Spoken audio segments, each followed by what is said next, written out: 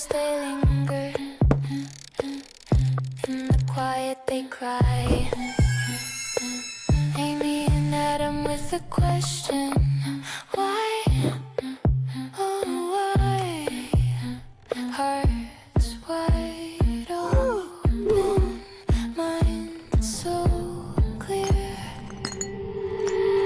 Kindred spirits calling through the night.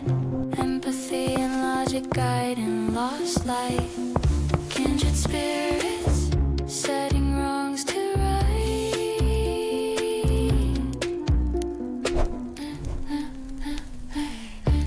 They don't fear the whispers. They don't run from the cold. Welcome to Paranormal Playback, the podcast where we recap the spooky and entertaining world of paranormal reality TV. I'm Char. I'm Mel. And I'm Lore. And we just did that intro several times. Lore's over here looking like a fucking serial killer doing this like creepy ass smile. And I'm trying not to laugh because we interrupt you and you're going to kill us. I'm always like thinking about this, like our laughs in the middle of like a take or like of us talking. It's like so out of context for other people. It's like, no, we did that several times. You need to know why we're giggly. Yeah. Because we kept trying to do our intro. Yeah, this is like definitely like the 10th time we've done this. So, but we did it. We got it. We got it. We got that one. Yeah. But that's a wrap on intro. Yeah. And scene. This is our second episode of Kindred Spirits. And it's Mel's. I was like, no, it's not. It's our first. Wait, no. So for those our second episode? Yes. For those who don't know, Lauren, we just released one. We released an episode we recorded at the beginning of June. Oh, we're recording right now. What the fuck? Who the fuck did you think we were talking Welcome to our podcast. I was not doing all those intros for my health. I'm so confused right now. Listen, this is what happens when you talk for 2 hours. I'm like so confused right now. Oh, did you think we were rehearsing? I have no idea. I just like forgot what was happening. I forgot what was happening. Sorry. Okay, so for our listeners and for Lauren, I'll explain what's going on. So this is our podcast where we normally recap Ghost Adventures, but for the month of August, we're recapping Kindred Spirits. The first Kindred Spirits episode you listened to, if you listened to it last week. And I edited it, so I should know. And Lauren just edited it. She finished today, actually. It's shocking. She didn't know this was our second. She didn't know. We recorded that episode at the beginning of June. So it's been a while since we revisited Kindred Spirits, but we're back. And we're going to be better than ever. Yes. Yeah. Better than ever. More kindred, some would say. Yeah. We're jazzed. Yeah. And Mel, this is your first introduction to a one Chip sassy coffee. psychic, Chip Coffee. Yes. I'll pause. I'll just wait to give I any can't wait. reactions. I can't wait for your reaction to Chip. He is a gem. If you don't follow him on like social, you should, because he is just like a sweet old grandpa. He's but like, so amazing. He's amazing. And so incredible. He's local, so we definitely need to make an effort to like see him in He's one also, of his. He's been kind of sick from what I've seen on his posts. No. So yeah, I hope his health is okay. We're sending you all the good vibes. Yes. Yes, all the love. Yes. I feel like he does like virtual readings or something. Yes, coffee with coffee. Yes. Oh my gosh. Do you drink coffee? No. I don't think he leans into the coffee of it all. But it's called coffee with coffee. That's leaning in. How is that not leaning in? Called? No, you're right. Yeah, it's called coffee with coffee. Oh, in what maybe world? He drinks, I don't know. Would Maybe that not be leaning coffee in? while we do it? He doesn't read your coffee though. No, I didn't think Oh my he read God, the coffee. Char, come on now. Like, are you like a Turkish coffee reading? I thought that's what you meant. Like a tea reading? Are you being a vibe killer right now? No. Oh my God. Google Turkish coffee readings. No, It's a I just thing. thought we like drink. I love coffee. I do too. I love All right. chip coffee. I love coffee. All right, moving on. Moving on. So, Good Lord. if you're watching along with our recapping to both Hulu and Discovery Plus, this episode is Hell House, is season 4, episode 2. But if you do look it up on IMDb, it shows up as season 4, episode 9. So all of them are messed up. Yeah, it's Season 1, episode 1 is too. I was confused. It's all messed up. So I'm just letting you guys know that so that if you're looking for it and trying to figure it out, just look for it by the name of the episode and you'll have a better time finding it on what you're watching. So this episode is called Hell House and it's either season 4, episode 2 or season 4, episode 9. It's Either the way, Conjuring House. It's the Conjuring House. Google it. Yeah. Google it. Also, before we head into the episode, please don't forget to do us a solid and rate, review, and subscribe so we can build our little Shadowverse. Okay. Also, if you follow us on social, do us a favor, comment, give us a like, maybe respond to a story, send us a message, let us know that you're just a listener. Yeah. Share a ghost story if you have one. Even just say hi. We just want to, let you guys know we're happy you're out there and would love to know you are out there.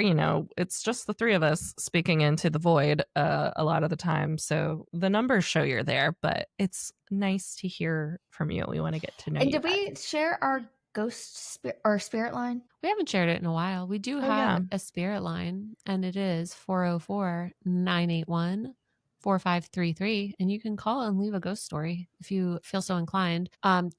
I know that can be very anxiety inducing, but don't worry about it being perfect. Just tell us your story. Tell us what happened. Or if you don't feel comfortable leaving a voicemail, you can go to our website, paranormalplayback.com, and scroll down to the bottom. And there is a message form where you could submit your story there. Or you can call us and tell us the time you got ghosted. Or you can send us a carrier pigeon. Just write on a small scroll what your story is and send it our way. A little backpack on the back of a pigeon. We also accept You can ravens. also do smoke signals. Yes. Lauren has been studying. She's got her incense. I have. Yep. She can read them pretty well. Morse code. She reads the tea and the smoke. I do. Lauren is also the person who saged her own grandma. So I did. A lot of experience with smoking things. I did. She did accidentally sage her grandma away. Sorry, grandma. Sorry, grandma. Okay. I love you. So getting into our episode, just like I said, this is Kindred Spirits, season 4, episode 2, Hell House. It aired on January 10th, 2020, just before the world closed down for the global pandemic. But I think they filmed it in 2019. All right. The episode starts with Amy Bruni explaining to us that this location is one that they have been wanting to do for a long time because it is notoriously haunted. This is the Harrisville farmhouse, aka the Conjuring House, also sometimes referred to as Arnold Estate. It is located in Burrillville, Rhode Island, where it is well known for hauntings and possible poltergeist activity made popular by the experiences of the Perron family. The movie The Conjuring is based off of the Perron family's experiences with the haunting and the investigation that Ed and Lorraine, not Lauren. Ed and Lorraine Warren did at their home. There's a clip of Lorraine Warren, and I swear she looks like Catherine O'Hara. And now I really want a parody movie about Ed and Lorraine Warren. Oh my God, Catherine that would be O'Hara amazing. plays Lorraine because she would do so good. It would be so funny. Also, I didn't know there were 8 movies in that franchise. And there's a new one coming out. Yeah, I know. God. I mean, I know there's The Conjuring, and then there's Annabelle. And then there's Amityville. Was that it? Oh, yeah. Obviously there are more, but one. But then what else did they do? Oh, there was one with the 7, or is that the Amityville? Or is that the Did they do the one in they're all supposed to be based off of Ed and Lorraine's investigations. Experiences. Yeah. Because there's Annabelle 2, I think. Also. There is an Annabelle 2. And I think I didn't watch that. The Nun was a part of that franchise, right? No. It might have been. Really? No, I think it was. I think they looked. Well, they didn't show the characters on the movie poster. They showed the Nun, which makes me think that they weren't in it because those are top billing people, right? There's no way you're going to sell a spooky nun over what's his face and who's he what's it lady. What? The sure people who play Ed and Lorraine in the movies, the hot guy, and then his wife, and his wife, and I feel like those honestly, would be on. I'm not 100% sure. These in the Conjuring. Oh, you guys were. I was wrong. Is the Nun a part of that franchise? So there's it's a prequel. Okay, there's the Conjuring universe, which is and it has spin-offs like Annabelle and the Curse of La Llorona. I haven't seen that. The nun is the one who like possesses Annabelle. It takes place before the events of the first Conjuring movie. Okay. So it's not. They took creative liberty. And then there's Valak. I have no idea what that is. She's the demonic nun. So there's an origin story. So there are 3 nun movies. Chronological. That's not how you say that. Chronological is the nun. Okay. And then Annabelle. And then, oh my God, that's a fucking terrifying visual. The Nun 2. The Nun was really scary. Have you guys seen it? No, because it looks so fucking creepy. Long ago. The Nun 2, Annabelle, another Annabelle, The Conjuring, Annabelle Comes Home, The Curse of La Llorona. I saw that one. I need to see that one. Conjuring 2. That one made me do it. I think that's the one I saw. The home is what I believe is an old colonial style house. Mel can confirm that. But with weathered wood paneling on the outside, which definitely adds to the creepiness of the location. It is a very New England. Roger and Caroline Perron purchased the home in the 1970s and lived there with their 5 daughters. After they left the home in 1980, it seemed like the activity all but stopped. But in 2019, a couple named Corey and Jen bought the property and invited Amy and Adam to investigate based on their claims of a resurgence of activity in the home. Before we get into this old haunt, I do want to just add that I immediately question the validity of the experiences that the new homeowners are having, only because Amy and Adam tell us that Corey and Jen are paranormal investigators who they knew previous to buying this house. They bought this home because of their interest in the paranormal. So it's interesting that there had been no reported activity in the home until these investigators purchased it. Yep. And I just want everybody to keep that in mind as we proceed. That is exactly how I felt about the Poltergeist house. It reminded me so much of Poltergeist house. Which, by the way, brief little tea sesh that I'll pop in for Lauren. If you guys watched the Poltergeist house episode of Ghost Adventures from season 29 this past season, that's how they open the season. And the Poltergeist house is like not a cursed house. It's where they filmed the movie. So they had this weird overlap, but this woman had just recently purchased the home and said she was experiencing things. And you just kind of got this vibe from her that she was like this super fan and like super paranormal fan. And you also kind of got the vibe that like Zach was sad that like she beat him to the punch. And she'd had like an alert on her email or something for the house. Is that true? She had been watching the house forever. Yeah. So I saw the other day that the house is now listed as, I don't think it's an Airbnb, but she spent like some insane amount of money renovating it and converting it into like an exact replica from the films, which is interesting because only like 2 scenes were actually shot there. So she did, I guess, the best she could, making it just like the film, and you can stay there. So she's turned it into a convenient hotspot that she had Ghost Adventures come and try to show that there was activity happening there. Yep, the same year. Yeah, like a month after it aired, she announced Ghost Adventures. Yep, that's planned. So convenient. So yes, it does give kind of the same sort of pink flag there. Yeah, but Mel, are you ready for this old haunt? All right, guys. Dim the lights, hug your haunted doll, and prepare to talk about your childhood. Because tonight, we're entering our very first Kindred Spirits edition of This Old Haunt. It's this old haunt. We're trading yelling ghost bros for empathetic ghost therapy and a healthy respect for boundaries. So refreshing. And where better to start than the farmhouse that launched 1,000 demons and at least 6 spinoffs? That's right. We're talking about the Conjuring House, where the hauntings are historic, the storytelling is suspect, and the real horror might just be the property values. So pull up a colonial rocking chair and settle in. We're about to uncover the stories that launched a horror empire. This old haunt is creeping into the Arnold estate, where the ghost lore is thick and the insulation is not.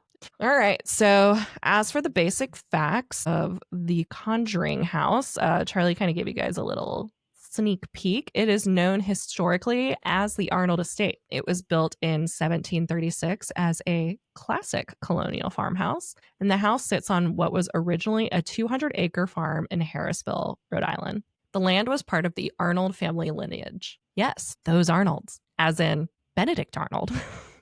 Oh my God. Yep. When you said those Arnolds, I pictured Benedict Arnold. I pictured Arnold bread. And I was Arnold like, bread? Yes. I was like, those Arnolds? What is Arnold bread? I don't know if maybe it's a New York thing, but growing up, there was a bread that was called Arnold. No, the notorious the Benedict spy, Arnold. the turncloak. Very different. Okay. Yes. For those who don't know, during the Revolutionary War, Benedict Arnold was a Continental Army general for the Americans, and he later defected to the British. So for our international listeners who maybe aren't as familiar with that story. Yeah. So anywho, it's on Outlander. It's most recent season. Not most recent. I think the newest season of Outlander came out. But anywho, back to this old haunt. Over the centuries, the property reportedly changed hands multiple times, with many owners tied to tragedy, illness, suicide, or mysterious death, though documentation is often spotty or anecdotal, per usual. So getting into the history a little bit, the Perron family moved in 1971. So Roger and Carolyn Perron moved in with their 5 daughters, Andrea, Nancy, Christine, Cindy, and April. They began experiencing some unusual activity almost immediately, including full-body apparitions, including a man in 1700s clothing, which tracks with Revolutionary War, furniture moving on its own, unexplained banging sounds or door slamming, smells of rotting flesh or sulfur, apparitions of a small boy. Which is a demon, by the way. Oh. If it's rotting flesh, it's a demon. Or how does someone know what rotting flesh smells like, though? Once you smell it, you then know what it smells like. Okay. But like, you say that? Have you smelled rotting? Okay, cook an egg in a pan, put water in it, leave it in the sink for a couple days. That's what rotting flesh smells like. I mean, I don't want to do. I know what sulfur smells like. That's what rotting flesh smells like, though. Mel, you've lived such a sheltered life. You don't know. You don't know what roaches sound like. I know what flesh. You don't know what a stampede of roaches sound like. Let me just let you dial back that cockroach thing real quick because I'm sorry. That needs to be a poll. Well, what I was gonna say is that you're lucky if you don't know what like rotting flesh smells like. I know that because in New York City, every winter when the heat would kick on in all the old buildings, especially like your office building, all of a sudden you'd be sitting there and you'd smell something nasty, and it would be a rat that had died, and then the heat kicked on, and you could smell it. And so I'm very familiar with my dad smell of death. My dad hit a deer with my car, and literally underneath the engine would heat up the rotting flesh. Like we had to get somebody like underneath the car to get all the bits and pieces, but like there's still like rotting flesh underneath there. Like it was underneath there for like a year before it like finally like. That's so gross. So can you imagine? I mean, the carcass of a deer is like the size of a human, probably. Yeah.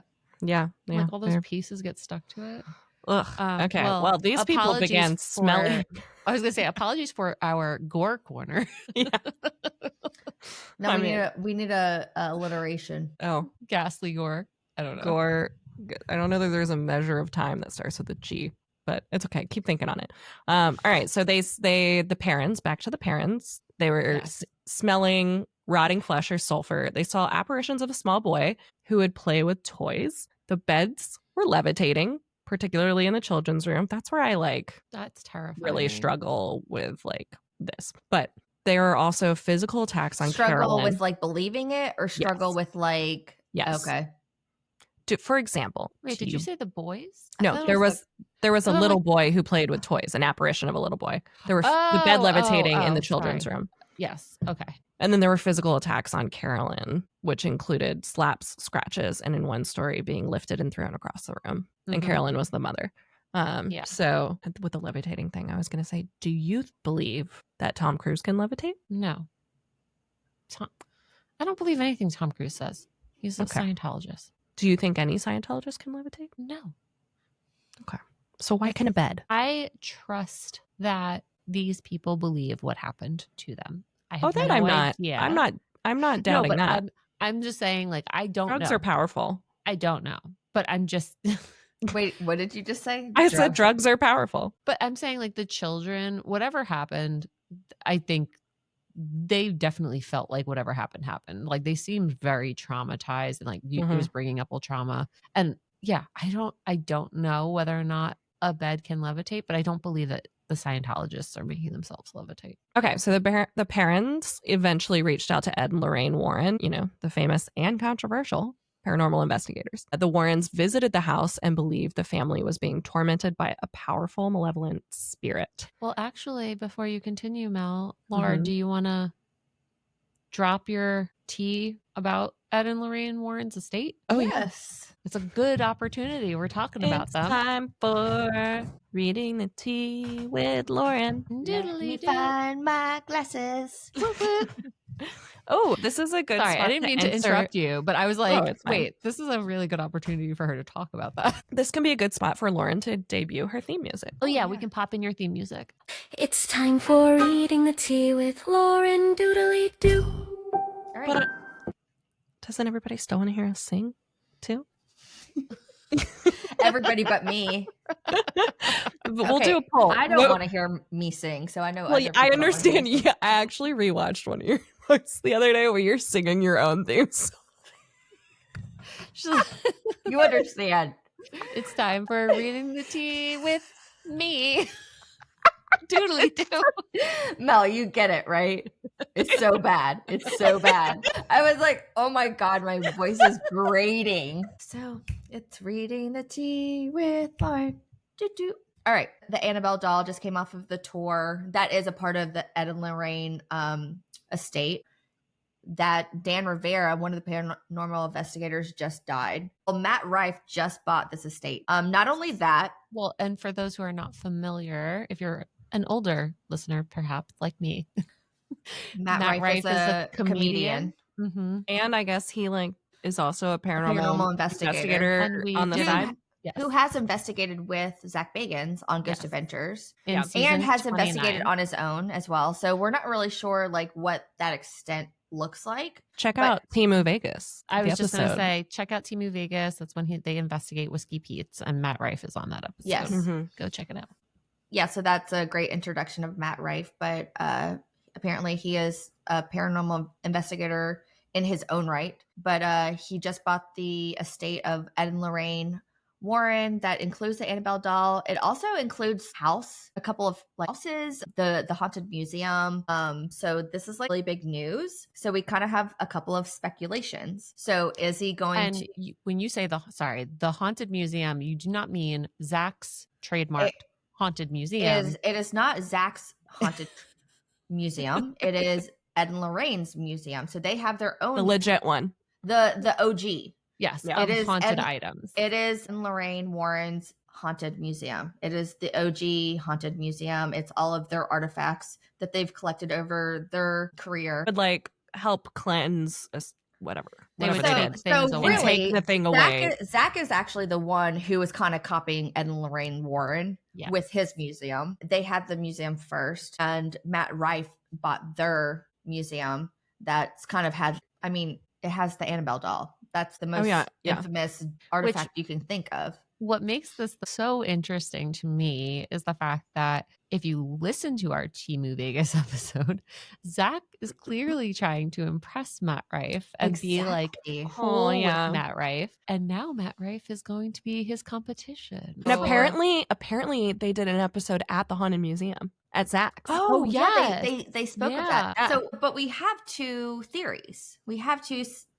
Is he taking over Zach Bagans' place? Because he's on his 29th season. It got cut short. He's kind of run his course. It's kind of run its course. Is he taking over in its place, or is he his new competition? So we kind of want to know what you guys think. Yeah. And also I saw a post from, I guess it's the grandson of Ed and Lorraine Warren. He posted, we'll have to repost this, but he posted a note talking about how unhappy he was with the estate being sold.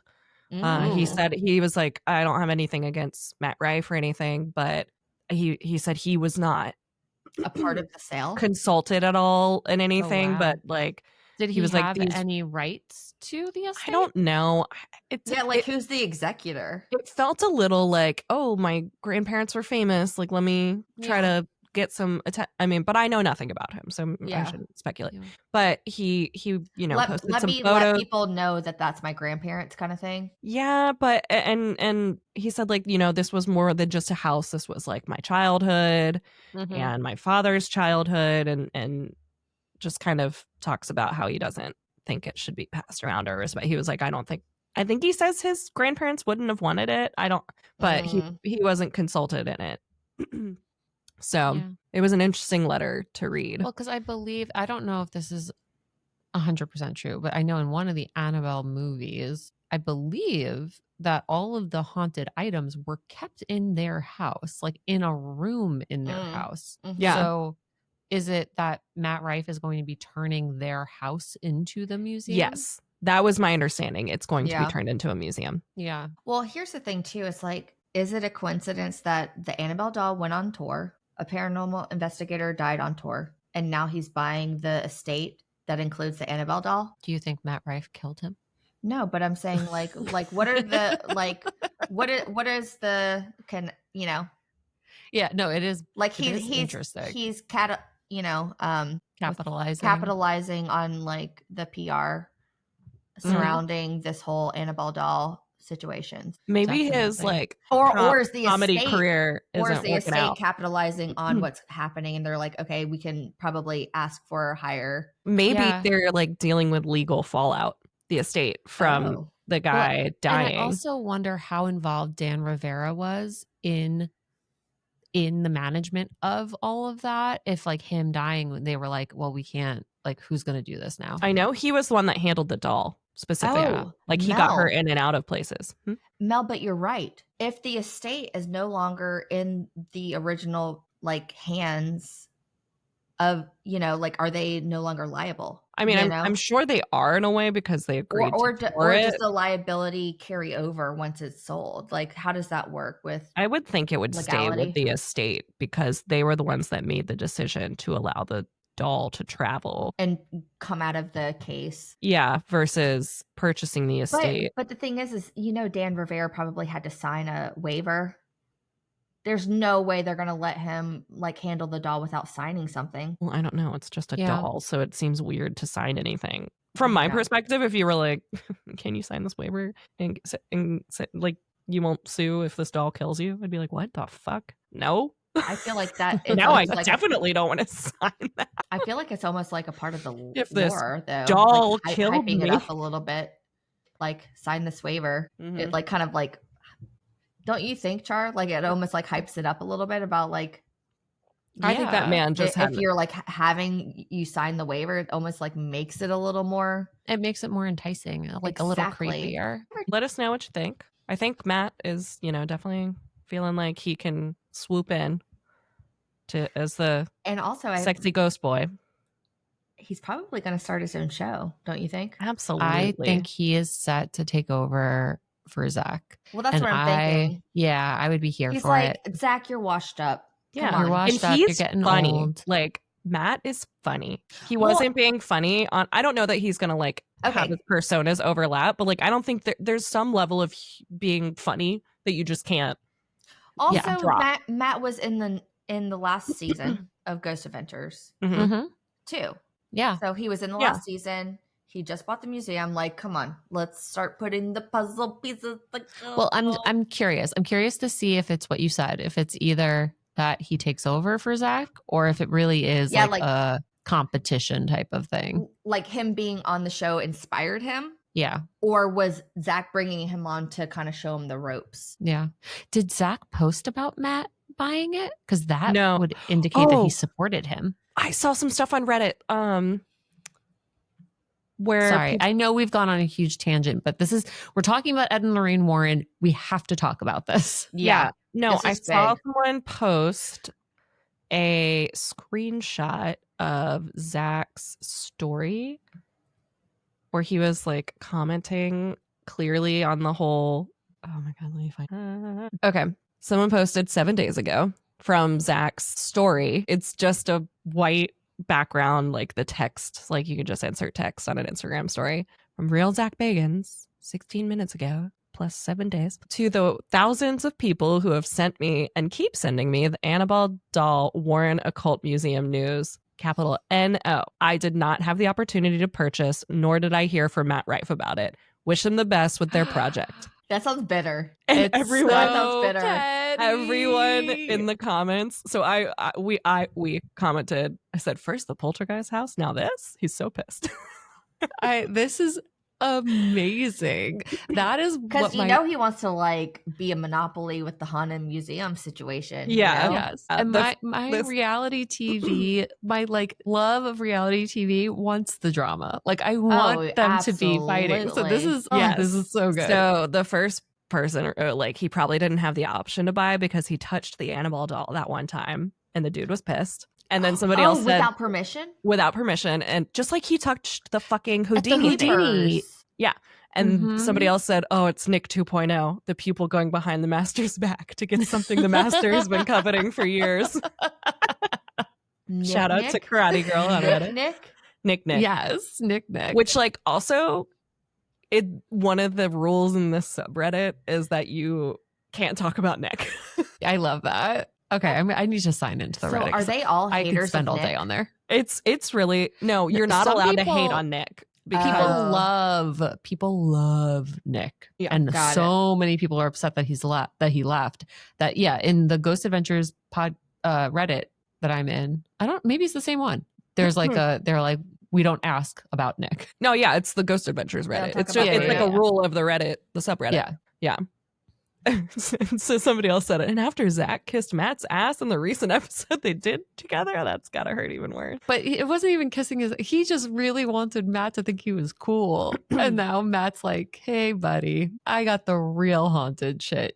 You have a Cabbage Patch doll that the girl who acted in the Poltergeist movie that's not even haunted. That's not even haunted. And I have Annabelle. Yeah. You have a fucking not haunted Cabbage Patch doll.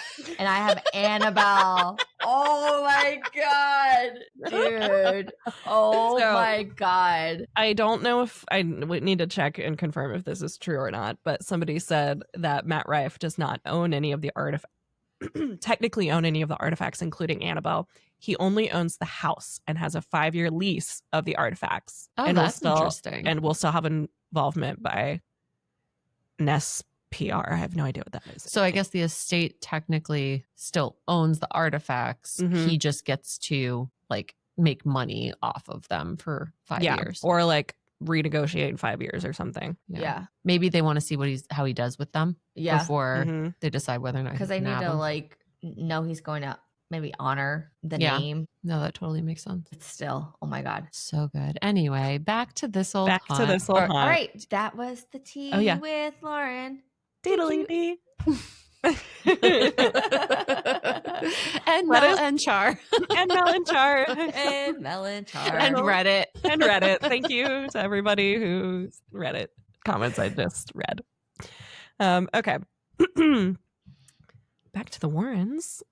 So the Warrens were contacted after the Perron's experiences escalated. They believe that Bathsheba was the main spirit, alleging she practiced witchcraft, sacrificed an infant, and cursed the land before dying by suicide.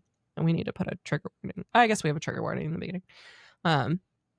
Important side note, there's no historical record supporting this. Bathsheba died of natural causes, and she was buried with her family. How do you spell that? Bathsheba? Sheba. Bath? Yeah. It's a biblical name. It is a biblical name. So according to the Perrons, the Warrens attempted a seance, not an exorcism, in which Carolyn Perron reportedly spoke in tongues, was temporarily possessed, was physically thrown across the room and rendered unconscious. Roger Perron was apparently furious and asked them to leave, and the family claims the activity worsened after the seance. Well, probably because I don't think they ever closed it out, the seance. Well, I don't know why that. I don't know much about getting rid of spirits, but a seance doesn't really seem like the thing. If you think a demon is there, like, aren't you like not supposed to talk to it and open up to them? Yeah, it's not. A seance isn't an exorcism. No, but I'm saying like I think they stopped in the middle of it. I don't think they. I think they stopped in the middle of it. Is what I'm saying. So I think. No, I know. They never completed. I don't get why that would be the thing they do. I think a seance is. Oh yeah, like why they did that and not the exorcism. Yeah. You know, because if there's one thing that ghosts love, it's being poked by a couple from Connecticut in matching turtlenecks. No, it's true. Like, well, maybe they want to see what they wanted. Like, what was the? But isn't it like if it's a demon, you know what they want? Well, I think you can. I think you can ask it to leave. I also think they may have done a seance to confirm what it was. Yeah, like I guess in the movie it's an exorcism. They don't do a seance, I guess. Yeah, because it would make more sense. If you know it's a demon, then you should do an exorcism. If you're not sure, you should do a seance to try to figure out maybe what you're dealing with. Yeah. So back to Bathsheba. Bathsheba Sherman was a real person and a dubious ghost. She was one of the main spirits alleged to haunt the house. And she was a woman who was accused of witchcraft and infanticide in the 1800s. So so interesting that Amy and Adam don't bring anything up about Bathsheba this episode. So I'm very curious if that's did you find that was factual? Yeah. She was like a real person that lived there. Interesting. She was a real person, born in 1812, died in 1885. Married to Judson Sherman, who lived nearby, not in the actual house. She was never convicted or even formally charged with a crime. The sort of baby sacrifice rumors stem from local legend, not any sort of record. And the Warrens claimed that Bathsheba's spirit had claimed the house and targeted Carolyn Perron. So, you know, a lot of people died in colonial Rhode Island. It's kind of my take there. And were cranky and misunderstood posthumously. But I think I remember this from years ago on listening to it about it on something. Didn't a lot of people go and like desecrate her grave or tombstone? Bathsheba? Yes. I don't know if it was after the Conjuring movie came out or if it was before that, but I believe that they had to like remove her gravestone or something because people kept going and vandalizing it. Yeah. You might want to fact check me on that, but I'm pretty sure I'm not making that up. Well, while Bathsheba gets most of the press and demon treatment in The Conjuring, Andrea Perron claims there were multiple entities in the home. She said there was a spirit who smelled like rotting flesh, believed by the family to be malevolent. There was a sympathetic female ghost who appeared in the children's rooms. There was a ghost who had reportedly kissed the girls goodnight. And then there was a male spirit obsessed with Carolyn and seemed to be in love with her. Interesting. So Andrea later described the house as having a portal, saying spirits came and went frequently, with some coexisting peacefully and others aggressively. So in terms of pop culture and public hype, the events of the Perron haunting did inspire the Conjuring movie in 2013, which, you know, launched an entire horror movie franchise that we've already kind of talked about. The movie, of course, took heavy liberties. Bathsheba became a full-blown demon, and there were exorcisms that never happened, and the real Perron family never claimed to be fully saved by the Warrens. In fact, Andrea Perron, the eldest daughter, said that the house was terrifying. While the house was terrifying, it was also sacred, and that the Warrens made things worse by provoking the spirits. Yeah, which makes sense. And I wonder if she was the one that's like, having my family back here means so much to me. We'll get into it later, but I was like, yeah, that was a weird thing. The one who was talking the most about it. Mm-hmm. That was Andrea. And she was saying like, she says, bringing my sisters back here is hard for me. Like that part, that was all Andrea. She had like the shorter hair. Yeah. She looked like one of the Golden Girls. Yes. That's what I kept thinking. What's the Golden Girl I'm thinking of? It's not Betty White, and it's not the B. Arthur. B. Oh no, yeah, I know who you're. It's the tall one. No. Yeah, I think that's B. Arthur. Is it B. Arthur? Yeah, she reminded me of B. Arthur. Yeah. So in terms of paranormal claims and hauntings after the Perrons, later owners report a mix of quiet and also chaos. So some say nothing happened during their time there, especially those not interested in ghost tourism. To my earlier point. Others claimed lights flickering, voices whispering names, apparitions near the staircase, which one? Phantom footsteps and shadows moving across mirrors since it reopened to the public in recent years thanks to its Conjuring fame. I actually think we follow on social a girl who works at the Conjuring House. Have you ever seen those? Because I've seen content that's like, oh, how do you work at the Conjuring House? Isn't that so scary? Yeah, that makes sense. I think I went and I was following like a few, like I started following Winchester House and like different spooky things like that. So I might have followed her. The Winchester House's social media slaps, by the way. They're doing such a great job. Which, by the way, I am going to Mountain View in September for work, and Micaiah is going to come with me. And I was like, "Can we please go to the Winchester?" Oh my gosh, House? I'm so jealous. I know. I was like, I'm going to have to take some video and like footage for us. Especially in the seance room. You should try to find an outfit that looks like one of our custom robes. Well, I was going to ask. I want to ask them, like, can I see you? Do we have the robes here? Can I see them? Or can you tell me more? They don't exist, remember? The robes never exist. The robes are myth. And they're myth so much that they've become part of the lore. When I'm there, I want to ask them to explain. Yeah. And you should tell them about our podcast. Yeah. Which actually, I think in the last episode, the first episode of Kindred Spirits, you actually were talking about the robes. It's in that episode. That's funny. Time We're travel. Jumping all over the place here. So anyway, you can come to the Conjuring House and like do a paranormal investigation. So investigators have reported spirit box responses, unexplained knocking, cold spots, and physical sensations like hair pulling, being touched, or nausea. And the current owners, as of 2019, really lean into the hauntings, offering ghost hunts, live streams, and overnight stays. So lots of incentive for those ghosties. And I think that's why that girl is employed, like works there. So some other deaths and tragedies tied to the property are kind of loosely verified. There were some suicides by hanging, drownings in the nearby creek, a child who reportedly died in the house in the 1800s. I'm guessing that's the Bathsheba child. And then obviously like multiple Arnold family deaths over the years, some due to illness, others misfortune, but many of these deaths are real, but no evidence links them to paranormal activity until the 1970s when the Perrons went public. So in terms of some modern day hauntings, as I mentioned before, it's passed through a lot of different owners, and some of them refuse to speak about the activity while others really embrace it. So doors opening and closing, footsteps, so we talked about, unseen voices, calling names, apparitions seen in doorways and mirrors. Investigators getting scratched or shoved, and then EVP sessions capturing "Get Out, Help Me" and unintelligible moaning. I don't like that. My girl Myrtle's up in there. Myrtle.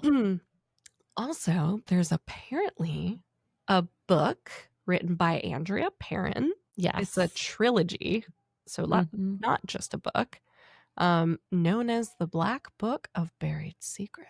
I think I listened to a podcast that she was on that she was promoting this book. There's one called, I think they're called House of Darkness, House of Light, chronicling her family's experience. She insists the film barely scratched the surface. And there's actually a lot of local skepticism in Harrisville, and many of the residents don't buy the haunting, especially the Bathsheba claims. So there's kind of this like townies versus Hollywood tension. Well, I will say the Conjuring movie is very exaggerated. Like I do not think that things happened the way it was shown in the movie. I do think things happened, that they experienced things, but I think that they definitely, like, especially the end of the movie, it's like insane. I'm like, none of that happened. Ed and Lorraine didn't solve anything. No. I mean, a lot of people like really don't like them. We'll have to get into. We'll have to do a whole. There's a whole thing about like on them. Yeah, Lorraine having like a medium gift, and then Ed just kind of capitalizing on that. And we could do we should do a deep dive into Ed and Lorraine because I've heard lots of different things. Maybe I'll do like a special This Old Haunt or something that you guys can come join. Yeah. I wonder even if we could talk about them on a Roseanne readings too. That would be interesting. Yeah.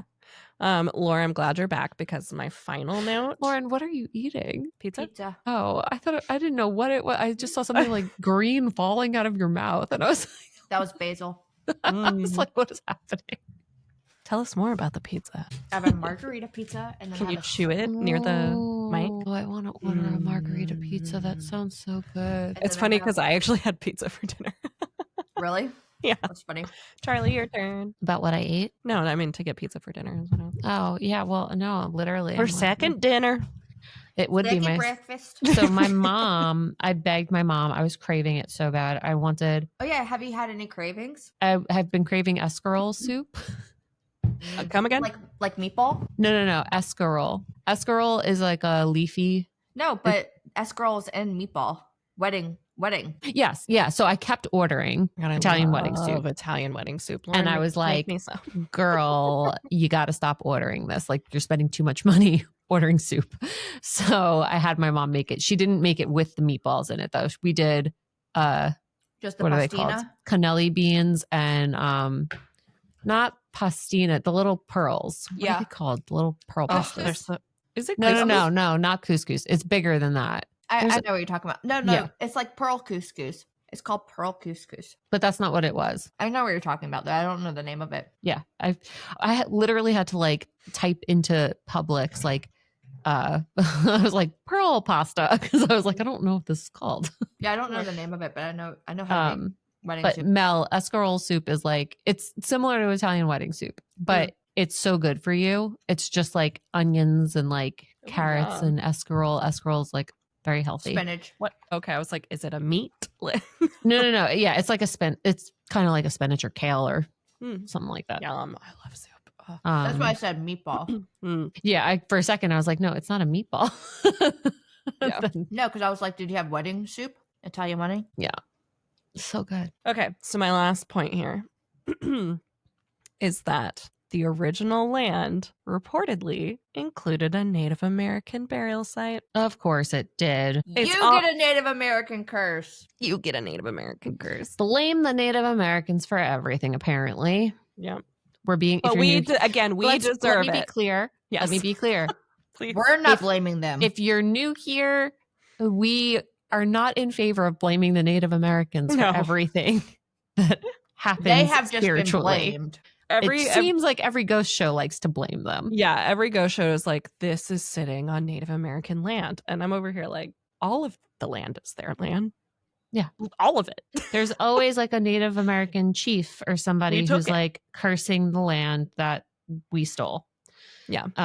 So that's our Oprah, you get a Native American curse because it it's just what the ghost shows keep doing. But this claim is often repeated on tours of the house, but there's no confirmed evidence. So in closing, like, am I gonna sneeze? No. So maybe it's Bathsheba, maybe it's leftover colonial trauma, or maybe it's what happened when 5 daughters and 2 parents live without air conditioning. Either way, this old haunt proves one thing. In New England, death might be eternal, but so is good marketing. amazing. As always. Thank you. That was this old haunt. This old yeah, it doesn't have the same ring to it. And that's this old haunt. This old. You should just have me sing all the jingles. Please. No, I already have a jingle and it's this old haunt. Dum, dum. And the beat drops. It's like oddly sexual, and I'm like, oh, okay. Yeah, it is it's got a little like I guess something to it. It's this old. Well, there's a lot of weird, sexy ghost things that happen. So That's true. Yeah, we haven't really gotten into succubus. Oh no, we did get into a succubus. no, we didn't. Did we? Yes, No, we no. did. I when have they not. sat in the weird chair. Yeah, but they didn't say They anything didn't about a call I it didn't say it was succubus. a succubus. No, they didn't call it that. Oh.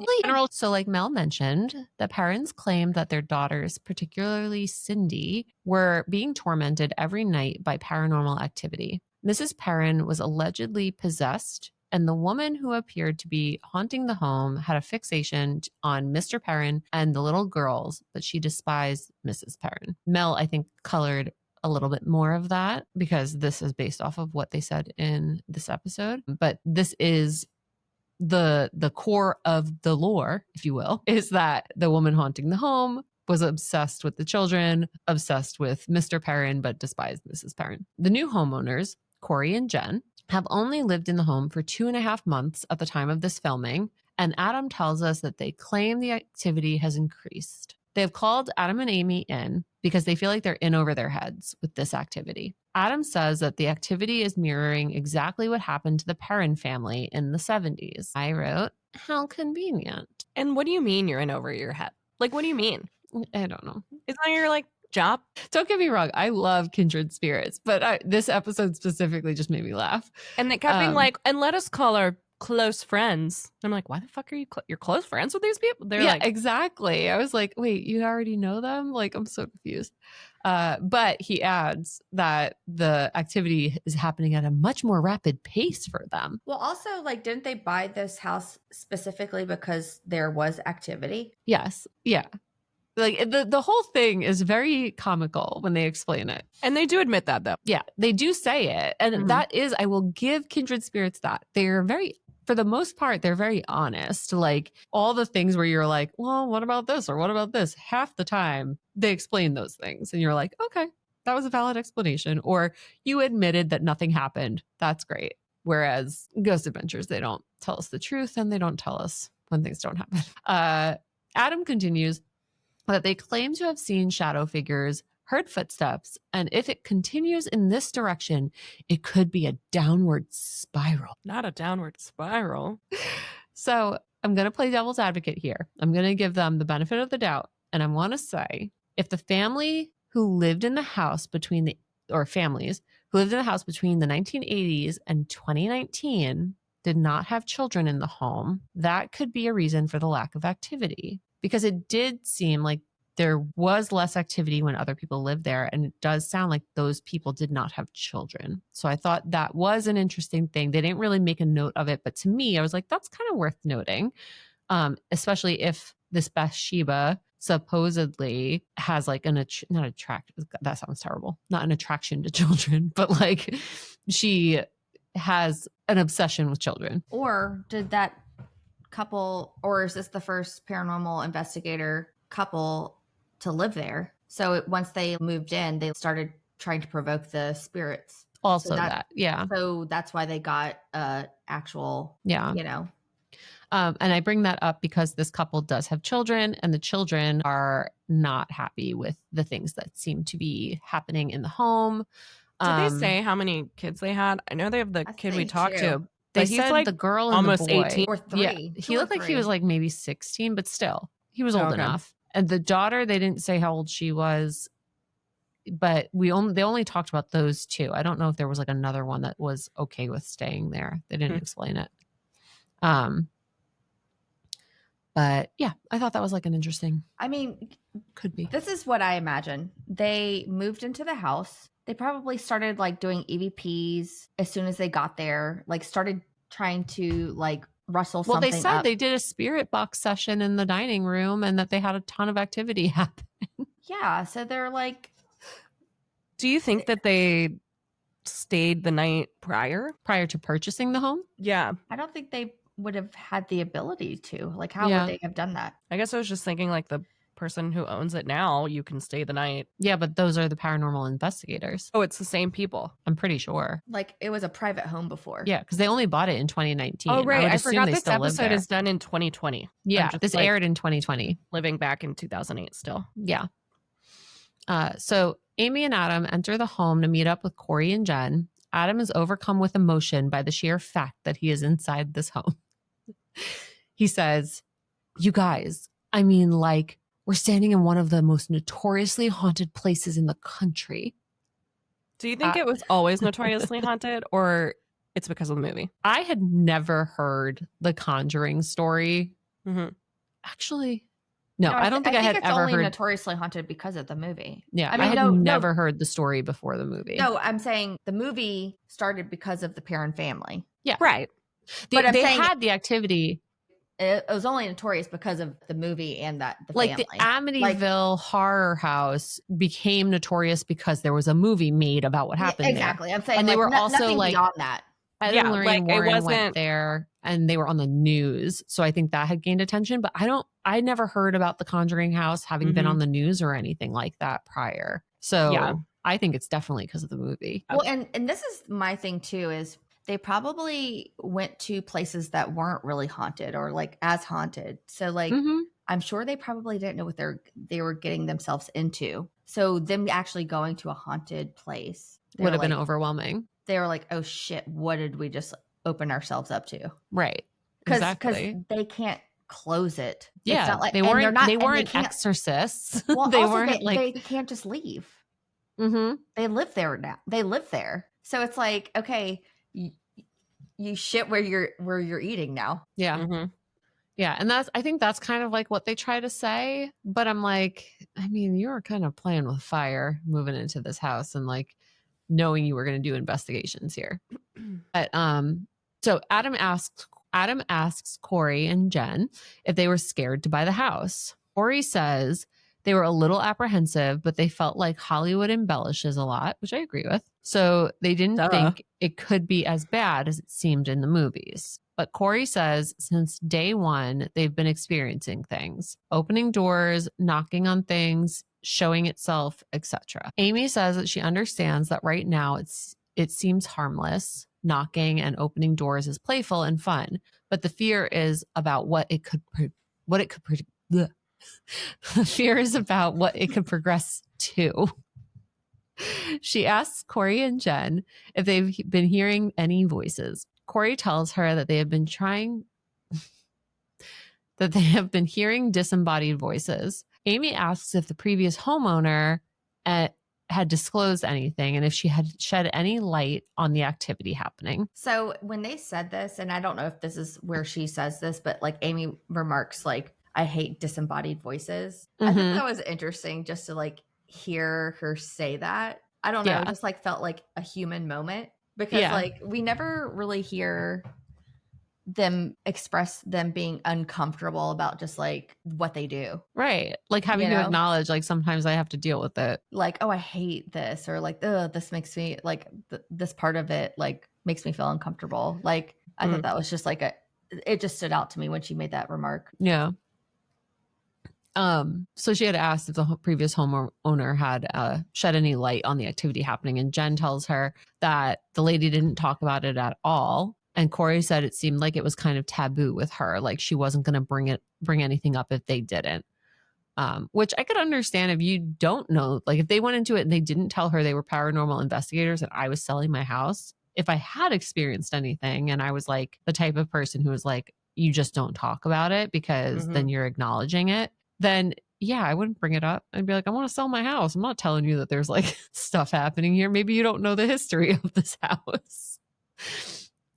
Corey starts saying that he has his kids moving down to the house and that they're all saying that they want to go back home. I'm assuming maybe they're kids with like a different mom or something. Cause I was confused by that. I'm like, they have the option to leave? Like, where are they going? It's like they must have like their mother or something like in a different part of the state. But they wanted to go back home because they were freaked out. Corey explains that they are already experiencing activity that it took the Perrons 5 to 6 years to see. Amy asks what is scaring the kids most about this house, and Corey said his daughter isn't into this stuff. She heard a growl when there was no one around her and told her father she wants nothing to do with this place. His son had been really excited about the house, so Corey was really upset when his son wanted to leave. Apparently, he had seen a black mist that came up over him. Corey explains that he had been laying there with all of them, that there were 6 of them in one room sleeping in cots, and he wasn't alone when it happened. But he didn't wake anybody up. He just sat there for the rest of the night and didn't say anything. And then the next day, he had his aunt come pick him up and bring him back home. Which I'm like, I'm like, are you sure it was like a black mist? Maybe he like doesn't want to live with you. Like maybe he just was like, I don't like living with dad. Corey and Jen continue to explain that they've seen a shadow figure in a doorway. Corey said it was shoulders and a head looking right at them. And Jen had said to him, tell me you're seeing this. And he said yes. So they both supposedly saw it at the same time. They head into the dining room and Corey says that they've been getting pretty good EVPs in here. and really good spirit box sessions. He said there's also been object manipulation. Same book has been moved twice by itself, and they caught that on camera, which we do see. The name of the book is Moral Relativity. They show us the cover of it. And when we look at the footage, the way it fell looked like somebody kind of like put their finger on the top of the spine and like tilted it off the shelf. Oh, they never go back to that. No, they never talked. They didn't try to recreate it either, which I thought was interesting. Yeah. Like Zach would have gone to the bookshelf and been like, push this book off this shelf. Do it to it. Do it.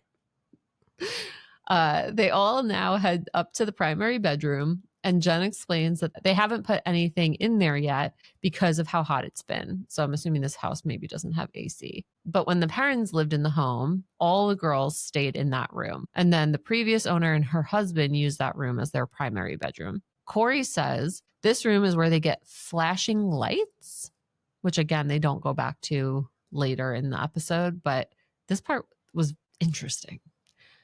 They get flashing lights. Jen said even more so in the middle bedroom, but Corey said it started in the primary bedroom. He explains that it is like if you were to take old school flash bulbs from like old timey cameras and flash them in the room. That's what it looks like. He said it almost looks like a flash bulb because there's usually a blue bulb that is left as it moves around, like an orb, I'm assuming. Yeah. Amy asks if you can see it from inside the room or from outside. Corey clarifies that they're seeing it happen in the room while they're in there and that it just disappears. And that's the end of that. Huh. Yeah. They proceed to the basement now, which if you've seen The Conjuring, you'll remember that the basement was a big part of the movie. I believe that's where like Lorraine has to like battle Bathsheba or something. Like Bathsheba like takes her over. Or she has the mom and then Lorraine has to like rescue the mom from her. So Corey says one of the stories the parents used to talk about was the woman with the crooked neck. He points out that there's this old box down in the basement. And if you look at the inside, you'll notice that there are children's drawings in there of crooked neck people with their tongues sticking out. Children's drawings, children singing, children like anything. Children are creepy. Children creep. Just children. Yeah. Yeah. Children are just creepy. Adam says, a crooked neck lady, I don't want to see that. And Corey says, I'd shit my pants, honestly. I think I would too. Yeah. Yeah. So Corey explains that he didn't think it would be like this and doesn't think that it's worth breaking up the family over. So they're hoping that Amy and Adam can help them bring peace to this house before they have to give it up. Which I was like, what was your logic moving your children into a haunted home? You know, you're a paranormal investigator. You saw those drawings.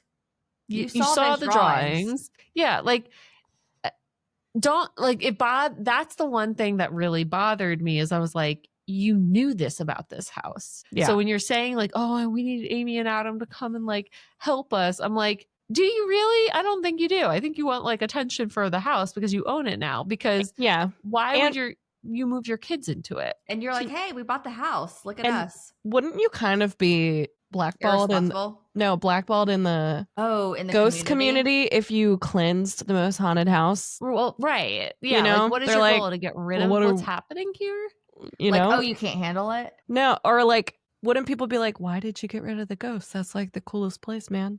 Yeah. Yeah. Now we can investigate. Yeah. Well, and then Corey flat out says like his daughter's not into this stuff. Mm-hmm. Okay, well, why'd you buy a house that you know she wouldn't be comfortable living in if you know she's not into this stuff? Who actually would be comfortable living in that? Like maybe visiting, but like actually living in it? Yeah. Who would I don't be know. comfortable? The explanation just really bothered me. I think they just bit off more than they could chew. Mm-hmm. Yeah. Amy explains that she's always wanted to investigate this house for fun, but now she realizes that she's there in a more serious manner because Corey and Jen really do want to live there and they need to solve this problem for them. She also feels like the pressure is on because people like Ed and Lorraine Warren investigated it and they hadn't been able to cleanse the house of activity. So good luck. So, sorry. How did that end with, so they stopped in the middle of the seance, right? They never went back. How did what end? With Ed and Lorraine. Oh, I don't remember. Part of me wanted to rewatch that movie before this recording. I know, I did too. I wanted to watch The Conjuring. This has been I think this is a pretty good episode. Yeah. Okay. Adam explains that they are going to interview Corey and Jen's youngest son, Kyler, outside because he doesn't want to be inside the home talking about his experiences and the activity. Kyler appears to be around 15 or 16 years old. Amy asks him how he feels about this house. He said, the house itself is just fine, but it's just the stuff inside. It's just the stuff inside of it that's really spooky. So everything. So the inside, yeah. He's so like, the bones of the house are fine. He doesn't love the interior. And Kyler said, where I live, where I have to dwell. Kyler says, I was awake at night hearing footsteps and everything. I looked up and saw clear as day a black mist. He explains that he left after that. He didn't want to stay another night. He then says, knowing everything that happened here, you don't know if it will happen again. Adam asks if he would ever stay here alone at night, which I was like, why did you ask him that question? Like, he literally just told you, like, he didn't want to spend another night here. And then you're like, well, would you stay here alone? He doesn't even want to be there during the day. Right. Exactly. He won't even go into the house with you. Kyler laughs and says, no, I don't know if there's something evil here or not, but personally, I would never. I was like, no shit. Adam explains that while what the family is experiencing is really intense, we can't assume we're dealing with the same entity that terrified the parents. We can't be influenced by legend and folklore. He's worried that that's where they'll go wrong. And I was like, Zach could really take a lesson here. Yeah. Just latch on to one theory. Yeah. He's like, it must be Bathsheba. Yeah. Obviously. Yeah. So we move into night one of their investigation. Adam says he thinks they should start in the room where they've had the most spirit box activity because it seems like that would make it central to the house. They decide to start with spirit box session in this room. Adam explains that theoretically, spirits can manipulate the white noise and send messages through the devices. This thing's different. I was confused by this thing. What? But a separate note, they said spirit box, but like, I'm coming in blind. And she blindfolds herself. And I have a full explanation about this. Okay. I love when they do this. Yeah. It's my favorite thing Also, ever. Mel, they did this in the first episode. So you did see this before. They do this all the time. I think you just don't remember. Yeah, I probably don't remember. It's okay. This is their thing that they do. Yeah. Because we talked about like one person will hear the questions and one of the answers, but I guess, is it a different device? No, this is the same device. Okay, I'm going to explain it. You can kind of hear it go. They plug headphones into it. I guess I just don't get why like getting like blindfolding yourself and wearing headphones. Because you can't see what he's asking. She doesn't know what he's asking. So she's literally, she's not trying like a deprivation.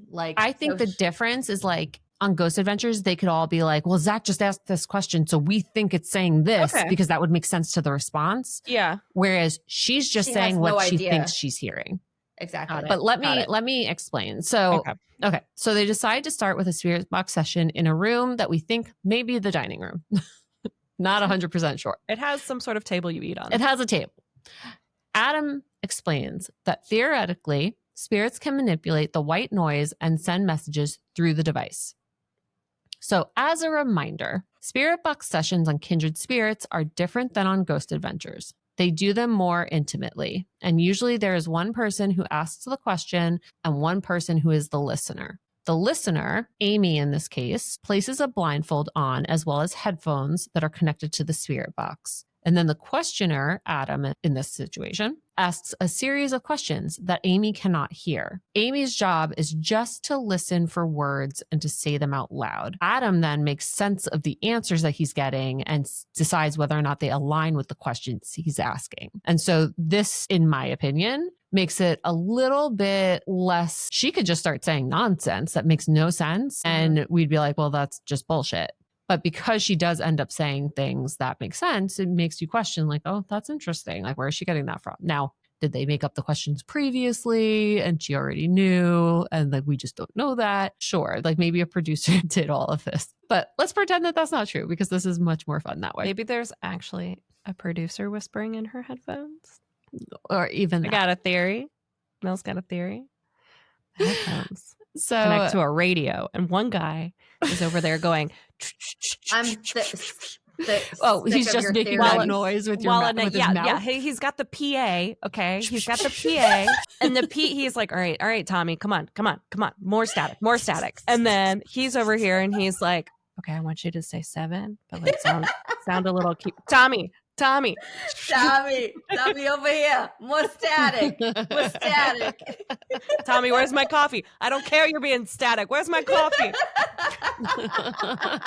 Get coffee right now. He's doing the static. I don't want it from Crafties. Give me something else.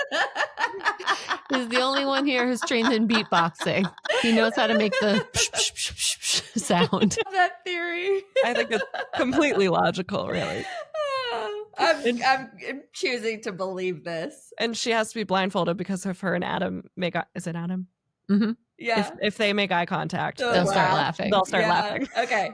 This is what I'm going to believe from now on, actually. Yes. By the way, Adam is coming to Dragon Con. Oh my God. Yeah, in Atlanta, which is Labor Day weekend. Oh my God. Guys. I'm going to be in New York. Yeah, Charlie won't be here. You guys should go, though. I'm going to Winchester Mystery House. Dragon Con is? Not for one day.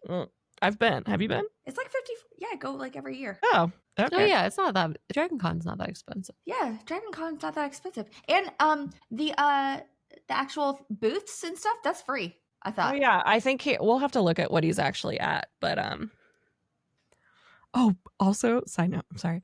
Did you see that somebody tagged Zach Bagans? I know! We need to tell people not to tag. We're not supposed to be tagging. Oh, no! I didn't I didn't like it or this anything. This is a rule of recap podcasts. And for those who have never listened to a recap podcast before, you are not to tag anybody that we're talking about. We don't need them to know that we're talking about them. It's out of all things for them to like, it wasn't like a bad one, at least. It was funny. I don't think they realized, but we don't want to be on their radars. Yeah, we want to stay somewhat low. Yeah. Keep a low profile, be able to I appreciate, I'm actually quite touched that the person found it funny enough to tag him. Because it's but Zach also likes it. Zach also notoriously blocks people that say anything about him. Well, you're laughing about him. You're like, what if he blocks us and then we can post about it? You are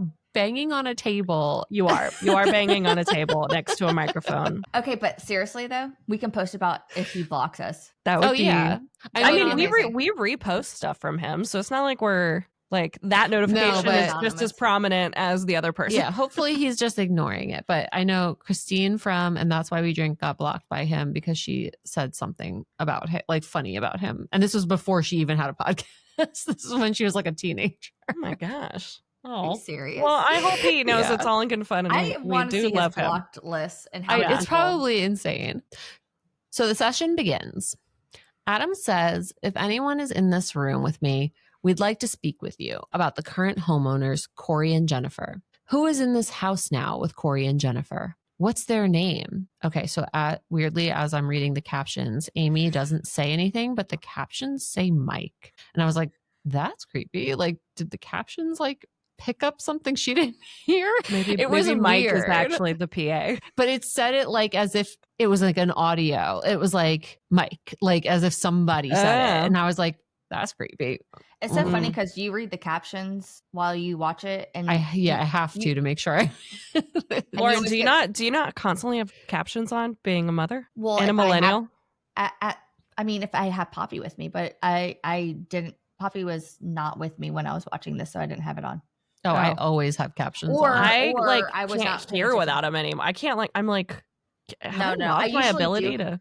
Well, I usually do have captions on, but I don't think I was paying attention to them at this point. Yeah. And I always have captions on, but I'm never paying this close attention, but I do when I'm taking my notes. The captions on this, for some reason, they kept on jumping around on the TV, and I could not pay attention. It was on Amy's face one time, and then it was over to the side. I was and it just was pissing me off. I was not even reading them anymore. I was just getting pissed off by the positioning of the captions. The floating captions. Yeah, I was just stay in one place. What are you doing? So, anyway. So I did have them on, actually, now that I remember. I was pissed off. Okay, so Adam continues. We don't know who Mike is, but Apparently they think somebody said Mike. Who scared Kyler? Who was hanging over his bed? Amy offers her first response, face down. That's the response she gives. Which I was like, interesting. Adam asks, who is in this house trying? And Amy interrupts him with a response. We'll get them. Adam continues, who is in this house trying to scare this new family? Amy responds, leave me alone. Adam asks why. Are you connected to any of the history of the house? Amy responds, where are you? And then she says, Perron. Adam asks, are you asking where the Perrons are? Amy says, this is just Amy talking to the people in the room, not something she hears. She says, there's some weird voices in here, guys. Then she says, those babies. That's something she heard. Adam asks, do you remember the Perrons being in this house? Amy says, I had enough. Adam says, why were the Perrons afraid? Amy says, I was told to. Adam asks, what were you told to do? Amy says, 7. And then it's impossible. Adam asks, what does this mean, 7? Do you need help? She responds, yes, ma'am. Which I was like, do they think that Adam is a ma'am? That's interesting. Adam asks, how can we help you? Are you gone? Are you still here? With no response from Amy, Adam taps her to pull her out of her session. Amy immediately says, I almost bailed on that so many times. She explains that it was really fucked up and that she felt lightheaded the whole time. She heard the weirdest voice that sounded otherworldly. She explains that she doesn't like how she feels right now and needs to step out for some fresh air. She gathers herself, and Adam explains that whatever is here is definitely not afraid to communicate. He says that they need to figure out who or what it is and if it's connected to the Perron family. Why is it still here, and why is it messing with this new family? And that is it for part 1 of Kindred Spirits Season 4, Episode 2, Hell House. So join us on Wednesday for part 2 or sometime this week. And if you're in the future, it's just after this one. Just click to the next episode where we'll finally meet Chip Coffee, the Perron family, and hopefully Amy and Adam can help remove this activity for Corey and Jennifer. And remember the number that she says. 7. 7. Remember she says 7 for this part 2. Yes. So it's very significant. Yes. And if you're enjoying what we're putting out in your ear holes, please do us a solid. Rate, review, and subscribe. Tell your friends. Interact with us on social. Do all the things, please. Send us a note, comment, just say hi. Write us a letter. Send us your ghost stories. You know, we take carrier pigeons, ravens, all the things. Smoke signals, Morse code, all the things. We appreciate you guys so much. Thank you for listening. And until next time, see you in the shadows. Don't fear the whisper. Bye. They don't run from the cold. They're a bridge for the broken, a hand for the old. Kindred spirits, voices collide.